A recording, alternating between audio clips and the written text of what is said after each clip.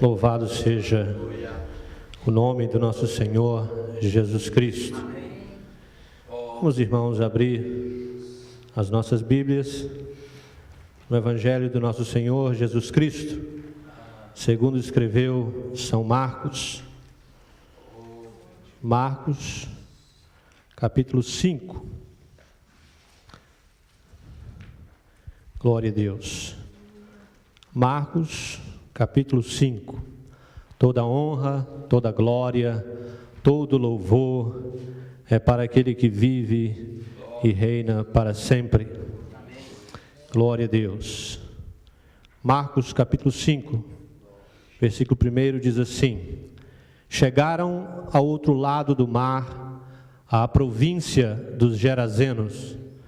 Descendo ele do barco, saiu-lhe ao encontro dos sepulcros um homem possesso de espírito imundo, o qual morava nos sepulcros, e nem ainda com cadeias o podia alguém prender.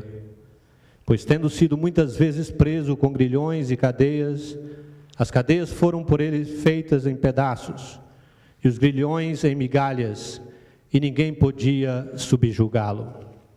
Andava sempre de dia e de noite, clamando pelos montes e pelos sepulcros, ferindo-se com pedras. Versículo 21. Tendo Jesus passado no barco para o outro lado, ajuntou-se a ele uma grande multidão, enquanto ele estava junto ao mar. Então chegou um dos principais da sinagoga, por nome Jairo, o qual, vendo-o, prostrou-se aos seus pés e rogava-lhe muito: Minha filha está à morte. Rogo-te que venhas e lhe imponha as mãos, para que sare e viva. Pelo que Jesus foi com ele, grande multidão o seguia, comprimindo-o. Certa mulher que havia 12 anos tinha uma hemorragia, e que havia padecido muito à mão de vários médicos, e despendido tudo o que tinha, sem tudo nada aproveitar, pelo contrário, indo a pior. Versículo 35. Estando ele ainda falando, chegaram alguns da casa do principal da sinagoga, a quem disseram: A tua filha está morta, por que incomodas o mestre? Porém Jesus, tendo ouvido estas palavras, disse ao principal da sinagoga: Não temas, crê somente. Glória a Deus. Louvado seja o nome do nosso Senhor Jesus Cristo.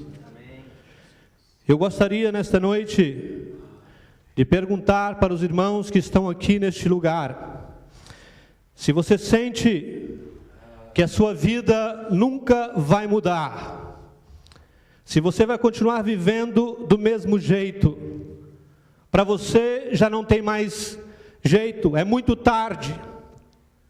Se você pensa que você já cometeu muitos erros e muitas decisões errôneas, e para você já não resta mais nada, tudo que você tem para fazer é esperar o seu fim.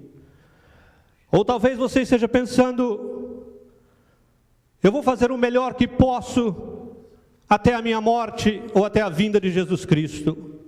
Ou eu vou enfiar a minha cabeça na areia e esperar que tudo isso passe. Se é assim que você sente nesta noite, é com você que Deus deseja falar nesta noite. Nós vemos aqui neste capítulo 5 de Marcos, é claro que para abreviar o nosso tempo, eu li somente alguns versículos, era necessário ler todo o capítulo, para que nós pudéssemos entender o que a palavra de Deus quer falar conosco nesta noite. Nós vemos aqui vinhetas, três histórias, sobre 3 pessoas. Eu gostaria que você entendesse que essas pessoas, elas não são fictícias, elas são pessoas reais, ou seja, elas realmente existiram, elas andaram aqui sobre essa terra, elas tinham casas, relacionamentos, amigos, mas elas tinham grandes problemas na sua vida.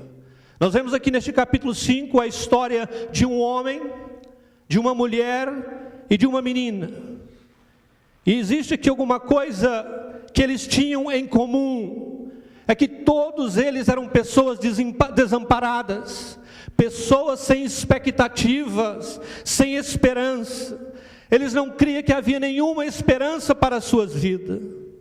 E quando nós iniciamos a ler a história de cada uma dessas pessoas, nós podemos ver a situação de desamparo. Mas quando nós lemos o que aconteceu com elas, nós vemos, irmãos, uma coisa gloriosa. A vida de cada uma delas foram mudadas de uma forma drástica, porque elas encontraram com o nosso Senhor Jesus Cristo. Primeiro que nós vemos no versículo 3, que fala assim: o qual morava nos sepulcros, e nem ainda com cadeias o podia alguém prender. Olha a situação deste homem. Olha onde ele vivia. Ele vivia num sepulcro, entre os mortos. Imagina a condição de vida daquele homem. Irmãos, tem que haver alguma coisa errada com alguém escolher vivendo no meio de mortos. Só o fato dele estar vivendo num lugar desse é uma grande indicação. Nós poderíamos dizer, irmãos, que ele não vivia, que ele estava simplesmente existindo.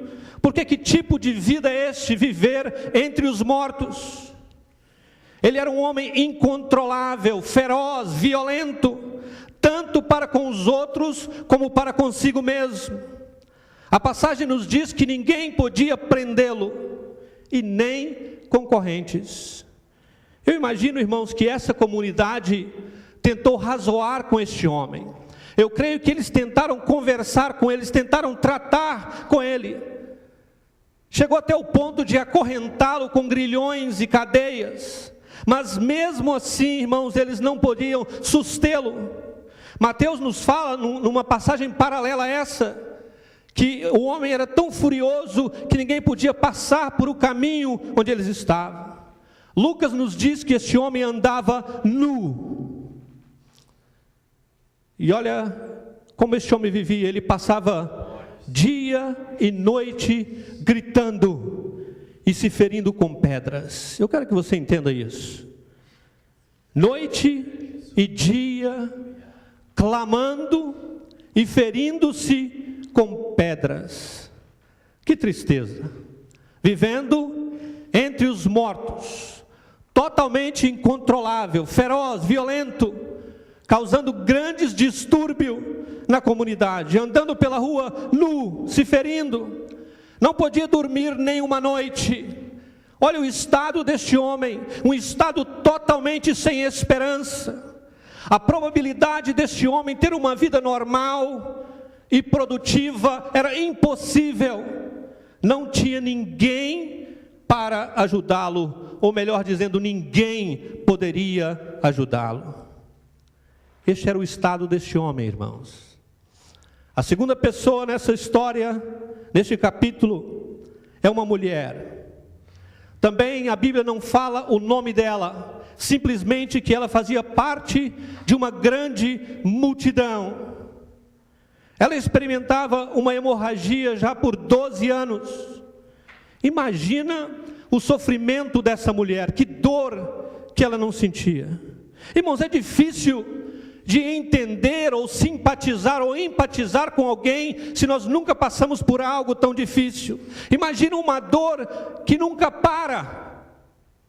Eu não sei se alguém aqui já teve dor assim, se já tiveram alguém aqui. Uma dor constante era o que essa mulher estava vivendo.